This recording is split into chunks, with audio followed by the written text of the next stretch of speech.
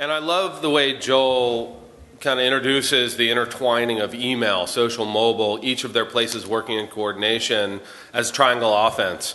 And by the way, I'm putting you on record as 2011 being the year of mobile. I've heard that before. Write it down, lock it up. All right.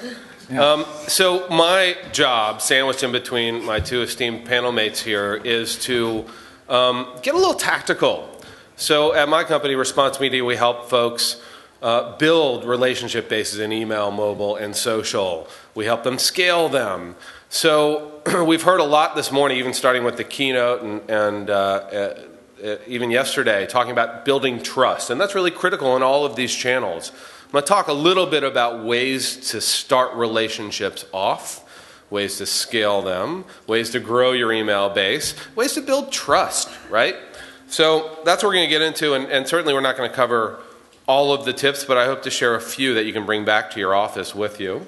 The reason we're talking about relationships here in email, social, mobile, a lot of people talk about growing email bases and building and doing email, but it's really because our life is cluttered. As Gary Vaynerchuk this morning alluded to, there's more stuff in our lives now than ever, right? So it's not just advertising and marketing clutter, it's clutter in general. So the importance in building relationships is relationships, real relationships where there's a human element, are the only thing that really consistently, at least as a media agency, we've seen break through all the clutter consistently. Okay? So we'll talk just a little bit about what that means in terms of how do you position it, how do you start build the strategy and relationships. Again, 3 primary relationship channels, email, mobile, social. We'd like to think about it as a kind of a progression, a chronological progression, starting with acquiring new consumers or customers at scale, building meaningful relationships, and moving from building meaningful relationships to those that go to your website and leave, the 9 out of 10, maybe they're interested enough to raise their hand and start building a relationship with you. So maybe we can convert those prospects into customers, develop those who are already customers into better customers, and enable advocacy through social activity. And we'll talk just a little bit about that today. It really is sort of a progression. We call it awareness to advocacy, right? So we want to make somebody aware of what you have to offer as a brand or as a company. We want to acquire their permission, and permission really ups the stakes, right? We want to convert them into a customer or make them a loyal customer, perhaps.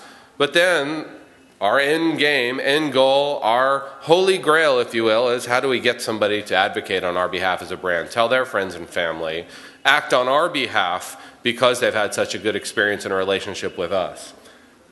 So 5 tips we're going to share today. How to build value, how to think about building value in relationship, just like a real relationship. There's got to be value on both sides. Trust, relevance, scale. If you're talking to 100 people, that may be great for some brands. For others, it's not going to move the needle on sales. How do you scale these relationships? And of course, building advocacy. So I just wanted to share some examples. This is a client of ours, Similac formula, the baby formula. Value proposition. We got to ask ourselves, why does somebody want to get email from us? Or perhaps Facebook updates, status updates in their newsfeed from us? We've got to keep it simple in terms of establishing value. So in the case of Similac, they've got a program called Strong Moms. I like the copy here. If you sign up, you get up to $329 in offers. You can enter a sweepstakes with us. You get a chance to win free product. Very simple. They say it twice on their sign-up page, not just once, but twice. And again, we've got to drive the value home as marketers. Not only are you going to get fabulous offers that give you a $329 value, but you'll also meet a community of moms just like you, etc. Again, key question here. As you're building a value proposition, why does somebody want to get this stuff from us? We already have enough clutter in our lives. Think about that hard, deep before you go to market. Building trust. This is a snippet from the Pampers webpage. We do a lot in the mom market. I like when you enter your email address. This is what I consider a best practice. You ask why you tell the consumer why you're collecting that information, right? So this is a little thing that comes up when you start entering your email address. Enter it here, and you'll soon start receiving emails. It may be a no-brainer for us, but consumers want to know. We got to make them feel warm and fuzzy. Why do I need this information? Another example. Toys R Us. They're asking for phone number, right? Why are they asking for phone number?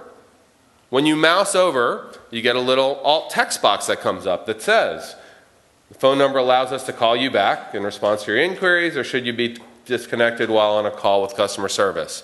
Why do you need this data? Best practices should be on all your forms, especially for sensitive information. Another sort of best practice in establishing trust up front. Pampers, when you're signing up for email, they offer you a chance to see a sample email. We've actually seen a direct correlation when folks can see what an email looks like before they sign up, showing them a sample email. Open rates go up, especially on those first few emails. Okay? Relevance. I can't tell you how many folks don't know anything about the consumers that they're emailing on their base.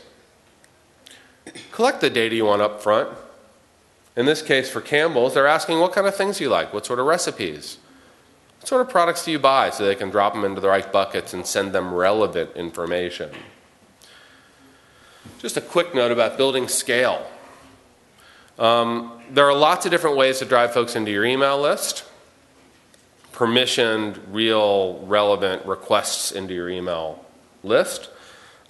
We have a concept we call destination and distribution. You could drive everybody in the world using search, display, etc. to your website, but that could get really expensive. So we often use a distributed registration method, meaning things like co-registration. And a note about co-registration, most co-reg offerings aren't really that good. You need to find folks you can work with that are responsible with data. So putting your offer where the consumer is, the registration opportunity where the consumer is versus driving everybody to your website. Much more efficient, helps build scale. Last but not least, I'll move over to Facebook. These kind of things can happen in a social environment as well. One of our clients, Procter & Gamble, their home and fabric care brands, they have a roll-up called Homemade Simple. We grew their Facebook presence by asking people to join. Doing media on Facebook, interacting with apps that are relevant. All of that helped us drive their Facebook presence larger. Again, we want to talk to more people. And one quick note about inspiring advocacy. So you have to have something that people want to talk about, right?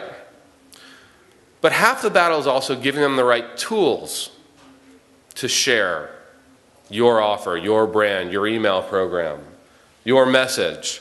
Again, enable them to share. Something we did for one of our clients, Pampers. We emailed something to all their current email subscribers. And we said, hey, if you like what you're getting, share it with your friends. The expecting moms you're in childbirth classes with, talk to them about it. Email it to them. And we gave consumers a tool. And that tool allowed them, from when they clicked on the email, to share to all their social networks,